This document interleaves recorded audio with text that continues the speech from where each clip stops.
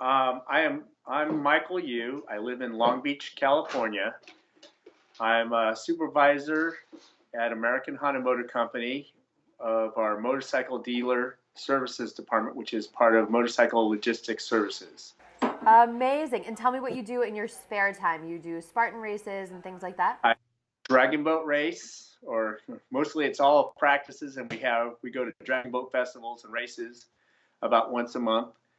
And then I've done Spartan runs or races, mud runs, obstacle course type running. So that type of thing. Wow. I have climbed the 7 highest peaks in the world.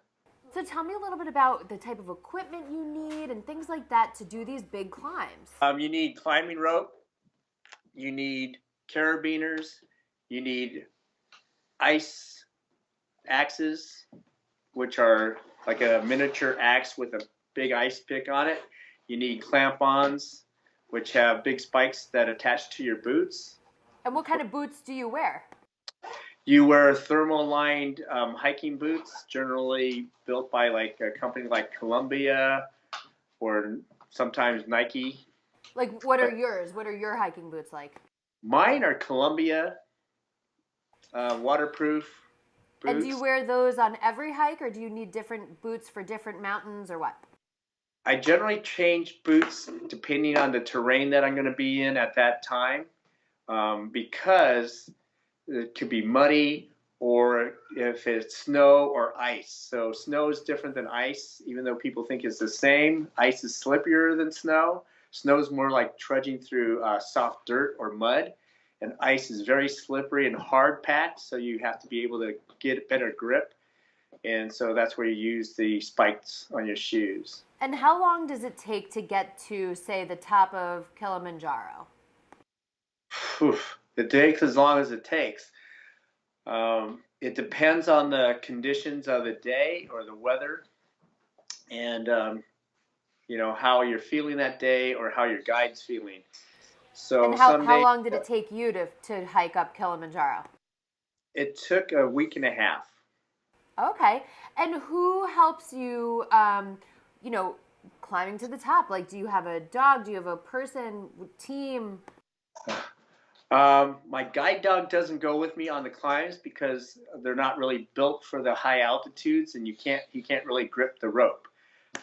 Ricardo, sit. Come on. Oh, he wants to play. It's his off time. Are you still there? Oh, what a cutie. Yeah. See, so he's very well trained, and but I can use a cane if you guys don't want to use him on the show or whatever. Okay. I Good to can use a know. Good to cane. know. Okay.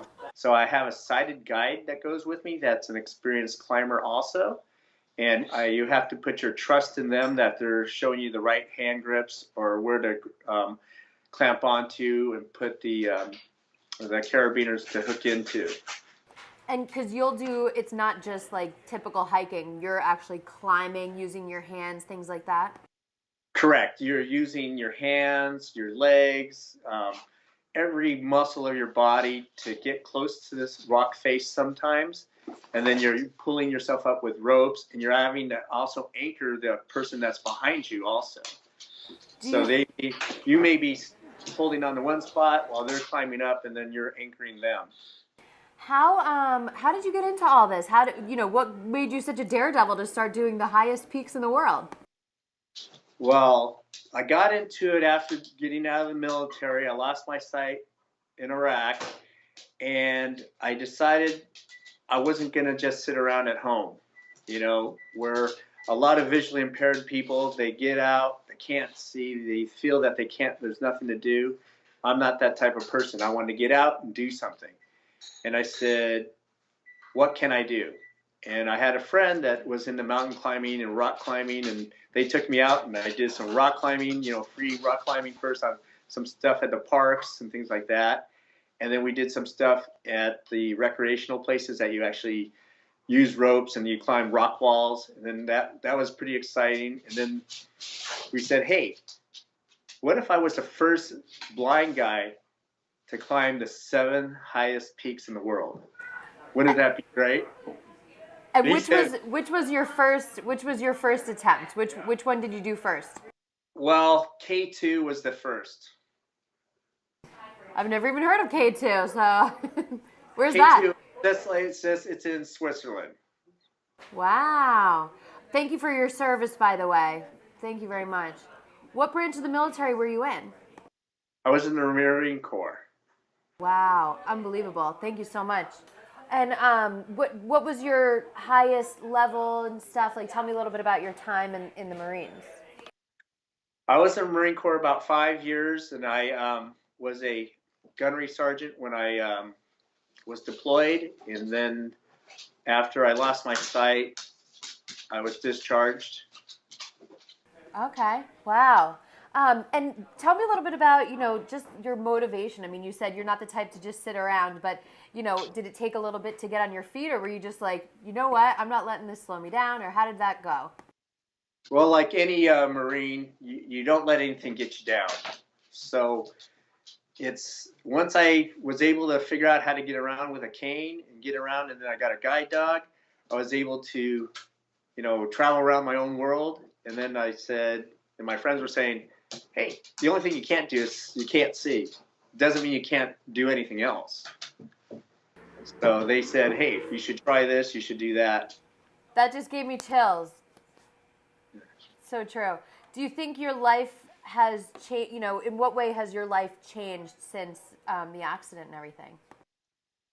Well, it's changed quite a bit because I got to meet a lot more people around the world, not just here in the States or in the Middle East, but I've got to meet a lot of people in Middle Asia.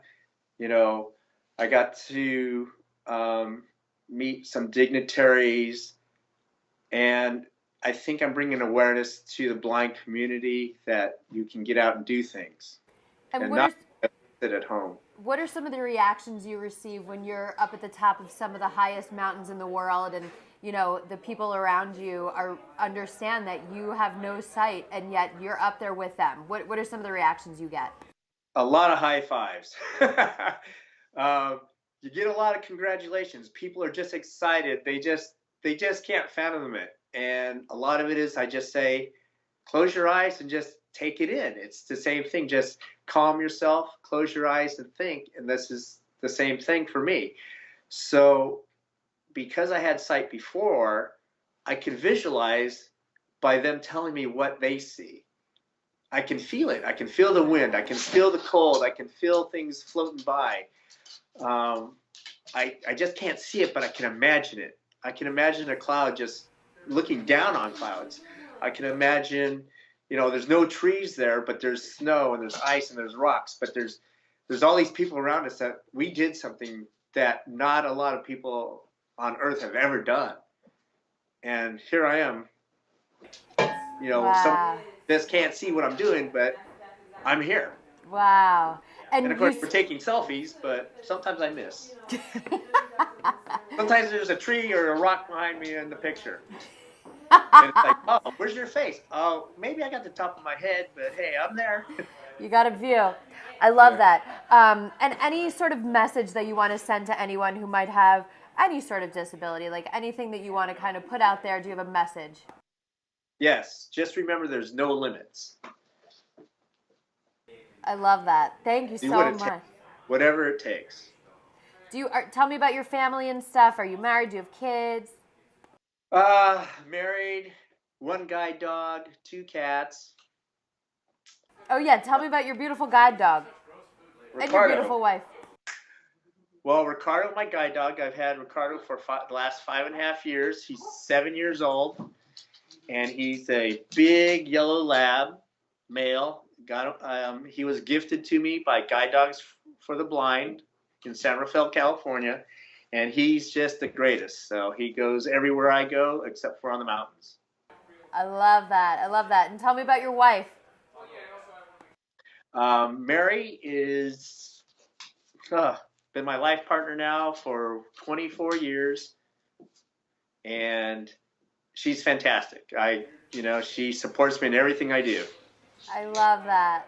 And she's the one who's looking at the selfies without you in them when you come back off the mountains. She's going, wait, where are you at? I go, well, I don't know. I just was taking it. I thought I had it lined up. And sorry, what's the name of the person who goes with you? Your guide, sighted guide. George. Okay, perfect. Yeah, Michael. George pretty much everywhere on the mountain. Ricardo goes with me everywhere else. I love that. I love that. Perfect. Okay.